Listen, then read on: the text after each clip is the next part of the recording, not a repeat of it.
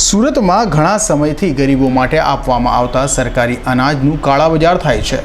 પંડિત દીનદયાલ ગ્રાહક ભંડારની દુકાનમાંથી ગરીબોના હકના અનાજનું કારોબાર થઈ રહ્યું છે તેવા આક્ષેપો અનેકવાર થઈ ગયા છે અને અનેકવાર આવા કાળા કારોબારને પુરવઠા વિભાગે જાગૃત નાગરિકોની મદદથી ઝડપી પાડ્યો છે। તેમ છતાં પુરવઠા વિભાગના આ કાળા કાન કરી રહી હોય તેમ વરાછા વિસ્તારમાંથી V111 નંબરની દુકાન પરથી ગરીબોના અનાજનું થઈ રહેલું કાળાબજારની ફરિયાદને પગલે આમ આદમી પાર્ટી દ્વારા જનતા રેડ કરાતા આખો કૌભાંડ સામે આવ્યો છે। સરકાર ગરીબોને દર મહિને અનાજ કે જેમાં ચોખા, દાળ, ઘઉં, ખાંડ આપે છે। જો કે આ ગરીબોના હકના અનાજનું સરકારી અનાજની દુકાનો કે જે પંડિત દીનદયાળ ગ્રાહક ભંડાર નામે ચાલે છે તેના દુકાનદારો અને તેઓના મળતિયા કેટલાક રાજસ્થાની ખટીક બંધુઓ કાળાબજાર કરે છે। સુરતના મોટાભાગની સરકારી અનાજની દુકાનમાંથી હાલ ગરીબોના હકના અનાજનું કાળાબજાર થઈ રહ્યું છે અને તેમાં પણ રાજસ્થાની ખટીક બંધુઓ બેફામ બની રહ્યા હોય તેમ લાગી રહ્યું છે। સુરતના વરાછા રોડ પર સરકારી અનાજની દુકાનની ફરિયાદ બાદ આમ આદમી પાર્ટી દ્વારા જનતા રેડ કરાઈ હતી।